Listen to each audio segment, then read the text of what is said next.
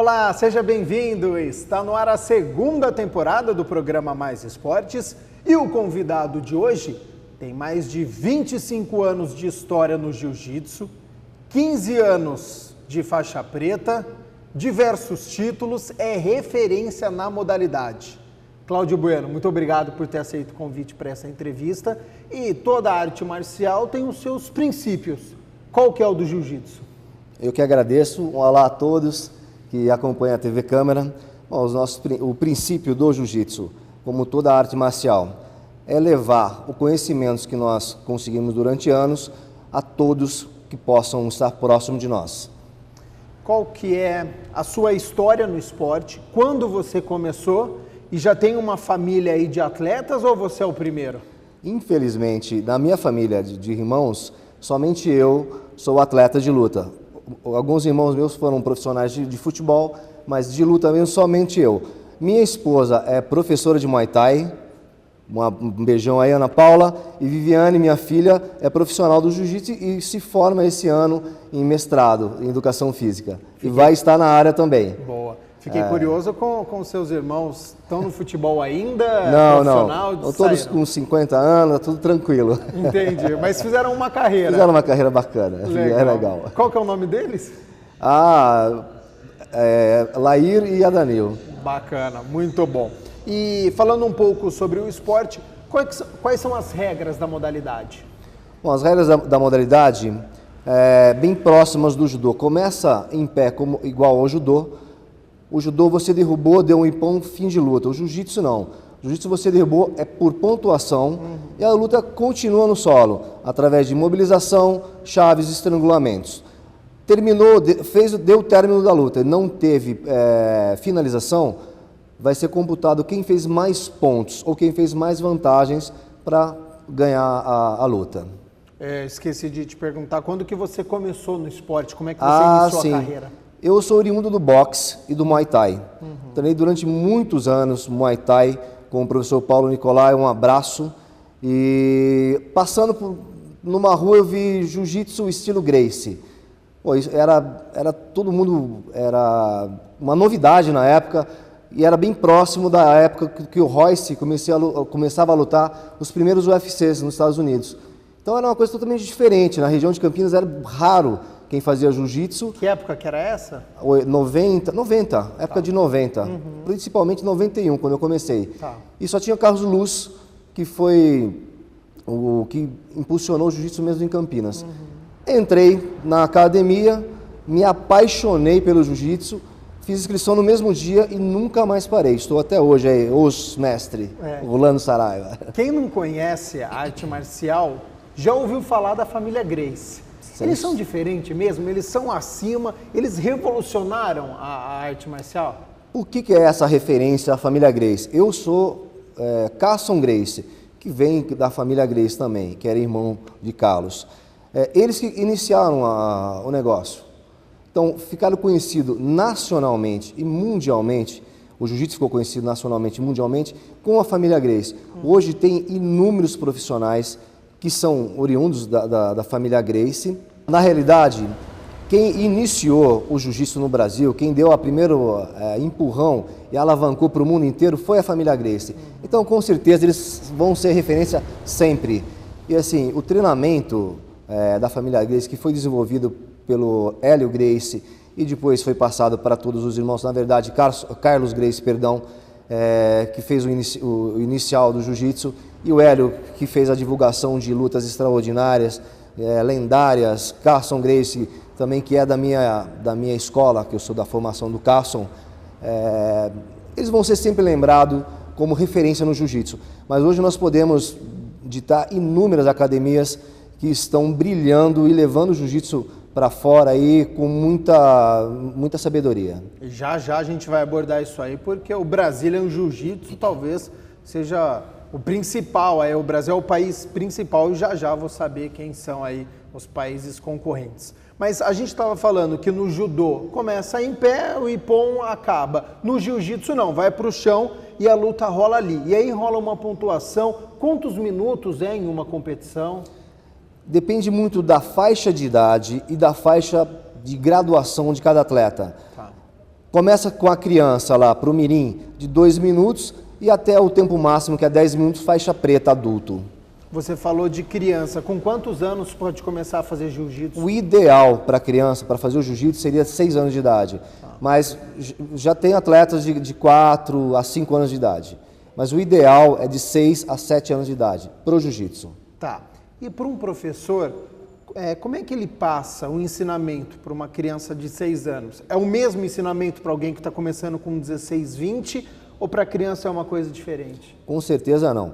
É uma coisa mais recreativa. É um esporte voltado para recreação, para algo lúdico, para envolver a criança no esporte, para que ela tenha essa vontade de estar envolvida no esporte para o resto da vida, que leve para a sua vida. A gente sabe que esporte de alto rendimento começa uma cobrança muito cedo, né? Então, no futebol, 10, 12 anos, criança assinando contrato com 15 anos de idade, é uma loucura. A ginástica já fica com dor. No jiu-jitsu é isso também? Com 10, 12 anos já começa uma pressão, ó, se você quiser ser atleta tem que ter um treino, um ritmo meio que alucinante? Não. A criança, o atleta mesmo, profissional de jiu-jitsu, é quando ele chega na faixa preta. E o atleta só vai chegar na preta a partir dos 18 anos, nunca antes disso. Tem toda uma preparação, nós temos muitas crianças que são atletas com faixas menores, que serve de uma escada, uma preparação para ele chegar à faixa preta e virar realmente um atleta de ponta aí. E questão de faixa, começa na branca, a última é a preta.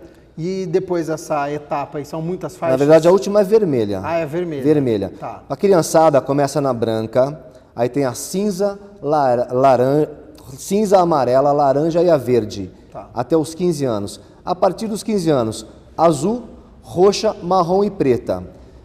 Na preta, você é professor.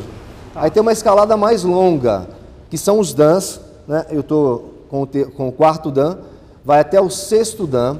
A partir do 7º dan você vira coral. 7º, 8º e o 9º é a faixa vermelha, que é o grão-mestre.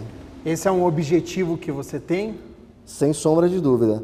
Nós atletas sempre queremos o desafio de estar aprendendo mais, querendo mais. E quando se tem isso, você nunca para de produzir. Está sempre buscando coisas novas e o jiu-jitsu é interessante por causa disso. Nas outras artes marciais, vamos colocar o boxe ou o muay thai, são golpes conhecidos e desenvolve de atleta para atleta, o atleta que tem mais perspicácia, flexibilidade, uma maneira diferente de lutar. O jiu-jitsu não, o jiu-jitsu a cada dia aparece uma posição nova. Se você pegar lutas minhas ou de qualquer outro atleta de 20 anos atrás, hoje é totalmente ultrapassado, é um jiu-jitsu novo. Jiu-jitsu totalmente novo, posições novas, o mundo do jiu-jitsu é fantástico. O jiu-jitsu, ele possui alguns golpes como torções, você pressionar o adversário, ele é violento? Ele é violento, sem sombra de dúvida. Tem muitos golpes que pode ter lesões permanentes, se não for parado a tempo, sim, e pode até ter lesões mais sérias. Com uma cervical, o cara pode perder o movimento. Então, o aparato do campeonato de jiu-jitsu, o árbitro que está lá, o árbitro central, ele está totalmente preparado para isso, para chegar, para ver até onde o atleta pode suportar. E como é que funciona essa linha para essa violência, ser uma violência dentro das regras, porque ela possui diversas regras, ser uma violência esportiva e não passar isso para a sociedade, não passar isso para as ruas? Então, isso é um ponto que todos os professores que trabalham com seriedade conseguem transmitir isso para os alunos. Você sabe até onde você pode chegar. Na competição é muito tranquilo. Na competição é feita de regras, certos golpes não podem ser feitos, então é muito tranquilo. Dentro da academia, o professor sabe reger isso aí com uma maneira bem tranquila. Por isso que eu falo que a faixa preta, que você, quando você vira professor, muda totalmente o jiu-jitsu. É um jiu-jitsu um pouquinho mais agressivo. O faixa preta, ele tem geralmente 10 anos de treinamento. De 8 a 10 anos, nunca menos. Às vezes você pega, o cara chegou a 6 anos na faixa preta, mas ele já vem de uma outra luta, já tem uma certa experiência de ringue, de vida de luta. Vocês sofrem preconceito da sociedade com fama? Ah, é bad boy, ele é lutador, é uma coisa agressiva. Já sofreu preconceito por lutar jiu-jitsu? Há 10 anos atrás, sim, hoje não mais. Hoje o profissionalismo do esporte, até a divulgação do jiu-jitsu lá fora, ajudou muito o esporte a crescer e ser respeitado. Você se incomoda com esse tipo de pensamento ainda hoje? Não me incomodo, porque nós trabalhamos com muita seriedade. E quando eu vejo esse tipo de atitude ou até de uma falação, eu procuro passar para o cara que ele está totalmente errado. Falar, a informação de hoje é diferente. Hoje sempre, claro, né, foi um esporte que não era muito visado antigamente. Esse negócio do bad boy se deu há um tempo atrás, acredito que uns 10, 12 anos atrás, no Rio de Janeiro, por causa das gangues que descia da favela para atacar os turistas, etc. E era vinculado com o jiu-jitsu, que o jiu-jitsu era meio marginalizado, mas isso foi muito bem esclarecido. Hoje, de maneira alguma, tem esse relacionamento. Existem livros que contam a história do jiu-jitsu? A parte teórica, ela é importante? E você tem estudo? Você vai me responder isso já, porque a gente vai fazer um rápido intervalo na volta. Essas respostas e muito mais sobre a história do Cláudio Bueno e também da modalidade jiu-jitsu, não saia daí.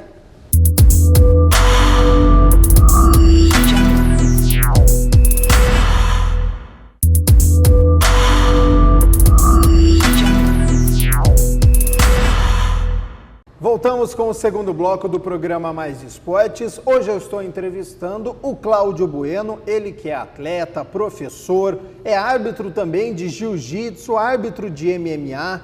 A gente terminou o primeiro bloco falando sobre as crianças, né? Sobre toda aquela parte teórica que você passa dos livros.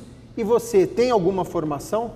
Sim, sou formado em Educação Física e tenho diversos cursos dentro da minha área. E todos os anos nós fazemos uma reciclagem de primeiros socorros, sempre que possível uma reciclagem de arbitragem, que às vezes surge algum golpe muito traumático durante o ano. No final do ano nós nos reunimos e falamos, vamos tentar tirar esse golpe aí que está lesionando muito o atleta, e o que nós queremos é que o atleta siga em frente e não pare por causa de uma lesão ou pare totalmente por causa da lesão que o impeça de continuar sendo um atleta. A parte teórica, ela é importante também para conhecer a história, para ler. Existem livros sobre jiu-jitsu, sobre artes marciais? Existem alguns livros, mas o jiu-jitsu... Existe um livro contando a história do jiu-jitsu, como surgiu, de onde veio, como chegou no Brasil, mas o jiu-jitsu importante mesmo é você vivenciá-lo no dia a dia. Moisés Murad, presidente da FESP e da Confederação Brasileira de Jiu-Jitsu Esportivo, fez um livro com muito conhecimento, passou 10 anos estudando, foi para a Índia, foi para o Japão, caminhou todo onde o jiu-jitsu caminhou e fez um levantamento bacana e lançou um livro muito interessante. Mas lembra o nome dele? Não me lembro. Que saco. Mas procurar o nome do autor lá e... Moisés Murad. Um abraço, mestre Os. Legal. Você falou do Os. O que significa Os? Toda vez que alguém entra no tatame, vai cumprimentar, ele fala o Os. O que significa Os? O Os, literalmente, no japonês, é aguentar.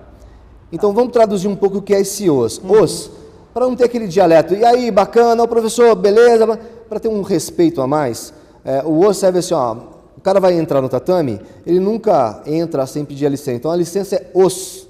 O professor, Os, libera ele para entrar. Como se fosse entre aspas, aqui no quartel. O cara nunca vai falar, sim senhor, ele entendeu ou não entendeu ou vai entender. Tá. Então o Os traz toda essa... Uma forma de respeito, de respeito, exatamente. Para não ter um dialeto diferente, uma gíria. Entendi, bacana. Mulheres, elas estão presentes no jiu-jitsu? Hoje sim, graças a Deus. Porque você falou hoje sim, demorou para ter... Demorou demais, porque assim, o jiu-jitsu, por ser uma luta agarrada, tinha um preconceito absurdo pela sociedade. Principalmente quando tem uma menina que está treinando, arruma um namorado que não é da luta. O cara fala, o quê? Vai ficar agarrado com homem de maneira alguma. Tem algumas academias que tem só luta entre mulheres. Tá. Mas o ideal não é isso, é essa diversificação de homem e mulher e trocar essa informação de técnica, de flexibilidade, de força, que é que faz o jiu-jitsu ser a arte marcial que ele é. Eu percebo em alguns atletas, alguns lutadores, que a orelha deles fica um pouco mais gordinha. O que acontece? Isso aí é o seguinte, a orelha, a cartilagem dela, quando ela quebra, ela infla com o sangue que tem lá dentro e tem que fazer o quê? Uma punção. Vai no médico, tira aquele sangue que está ali em excesso, faz um curativinho, com o tempo aí de, às vezes, uma semana, 2 ou 3 semanas, ela fica normal. Só que o atleta profissional, ele não tem esse tempo de ficar parado. Ele machucou, ele punciona, ele volta para o treino na mesma hora. Ou vou dormir, amanhã eu estou no treino de novo. Então essa orelha não vai sarar nunca. E ela vai ficando aquele couve-flor, feia pra caramba. Sim. E às vezes perde um pouco, às vezes não, na maioria das vezes perde um pouco da audição. Porque o pavilhão aqui que faz toda a captação de som, que leva o som para dentro, ele fica com uma formação muito ruim. Tá, então é da quantidade de treino que exatamente. Vai raspando, vai... o cara não tem o tempo de vou parar uma semana para minha orelhinha ficar bonita. E qual que é a quantidade de treino de um atleta? É uma carga muito grande? É dosado de atleta para atleta, de evento para evento. Nós fazemos um treinamento de periodização.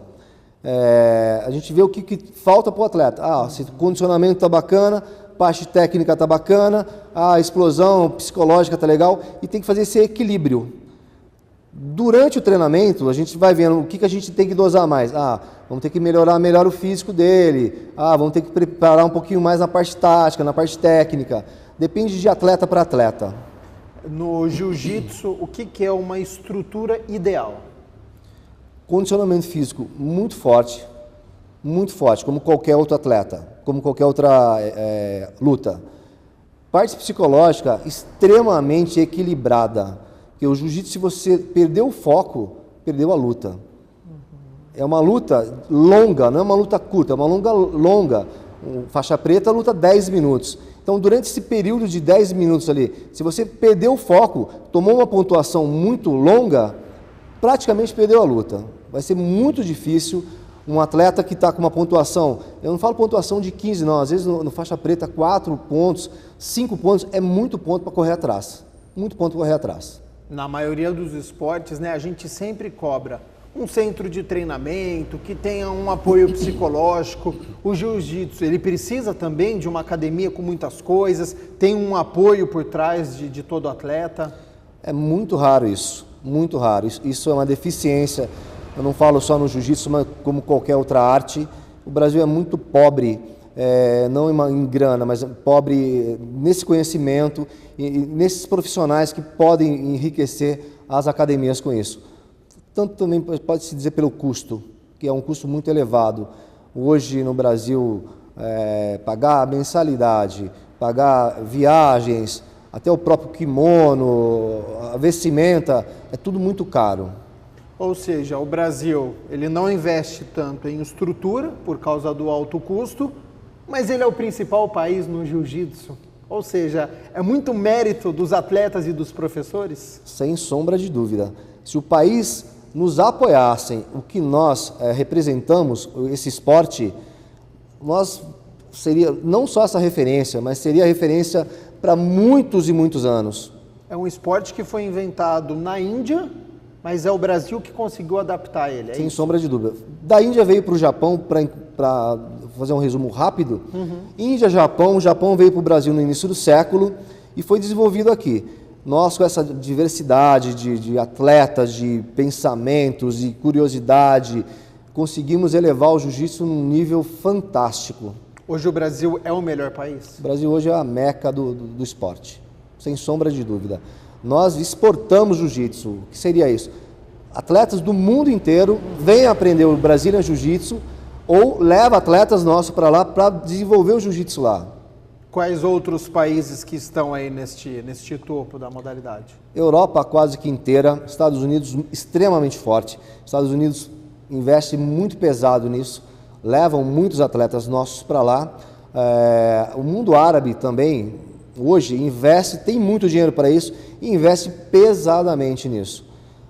Nós vamos ver logo, não vai demorar não, atletas que a maioria das competições nacionais e internacionais, principalmente as internacionais, são brasileiros que vencem, principalmente a faixa preta. Mas os gringos estão chegando aí, estão começando a beliscar.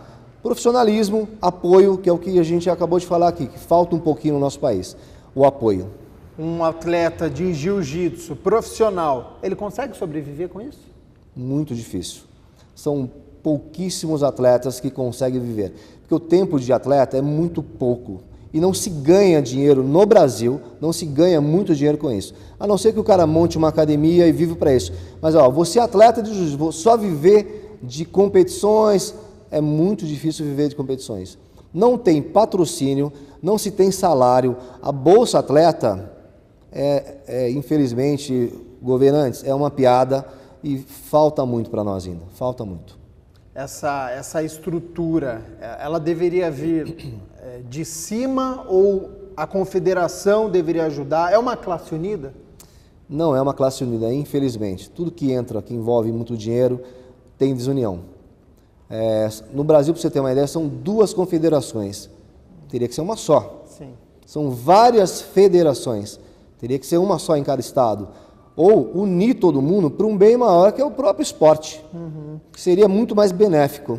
Com certeza. Restando apenas 4 minutos, passa rápido. Passa rápido. O programa passa rápido. Fala um pouquinho da sua carreira, você tem alguns títulos aí de campeonato brasileiro, conta o seu currículo aí. Bom, eu sou 8 vezes campeão paulista, fui campeão brasileiro, fui 3º no Pan-Americano nos Estados Unidos. Não fui muito feliz nos mundiais, não consegui alcançar o mundial ainda, mas estamos aí, vamos ver se o ano que vem a gente consegue competir, chegar a ser campeão do mundial. Mas eu parei muito cedo a minha vida de atleta, eu tive muitas lesões.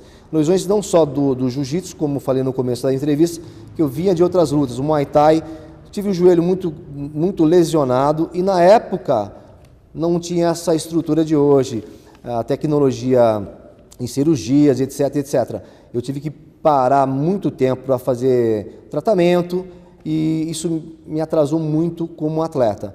E eu virei muito novo, eu tinha um bom conhecimento técnico, eu fiquei muito novo como professor de academia. Quando eu era faixa roxa, eu já auxiliava o meu mestre nas aulas. E fui me envolvendo com isso e acabei sendo um profissional como professor, como técnico. E hoje você concilia as 2 coisas, é professor e de vez em quando compete?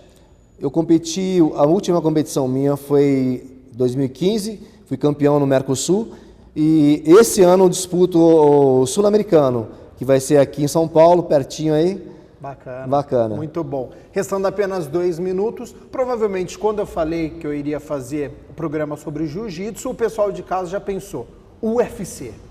É a principal liga para quem quer seguir uma carreira ou não? Sim, infelizmente sim. Temos o Bellator, sim, que é extremamente forte. Eu acredito que ele vai chegar no UFC, paga muito mais, tem muito mais dinheiro que o UFC. E o UFC é o que todo mundo quer, né? Tá brilhando lá na frente. Mas para chegar no UFC, a estrada é muito mais longa, muito mais longa. Quem gosta do assunto, quem conhece, sabe que os lutadores hoje têm que dar entrevista, têm que vender a luta. Ele está virando muito comercial e fugindo um pouco do esporte? O UFC sempre foi comercial, né? Sempre foi. Nós vemos grandes atletas que não conseguem entrar no UFC. E atletas que não são tão carismáticos, e não tão técnicos quantos em algumas categorias que estão lá. E estão lutando e às vezes perdem, mas estão lá, estão vendendo. Tem atletas muito bons que não conseguem entrar no UFC. Diferente do Bellator que nós dissemos aqui. Sim, isso prejudica o esporte. Prejudica o esporte. Perde atletas e às vezes o pessoal de casa vê aí algumas pessoas falando algumas besteiras. Sem sombra de dúvida. Cláudio, quero agradecer muito a sua presença e a última pergunta. Qual que é o seu objetivo ainda na modalidade? O que você quer passar? Eu quero passar o meu conhecimento para quantas mais pessoas eu puder. O mais interessante de todo professor é poder pegar um cara cru que não sabe nada e ensinar ele, pelo menos o básico, falar, pô, cara, que bacana, esse cara aprendeu e seguiu o caminho do, vamos dizer aí, do verdadeiro ser humano. Cláudio, muito obrigado por essa entrevista e agora que eu aprendi, O programa Mais Esportes fica por aqui, prometendo voltar na próxima segunda-feira, sempre às 11h30 da manhã. Até lá!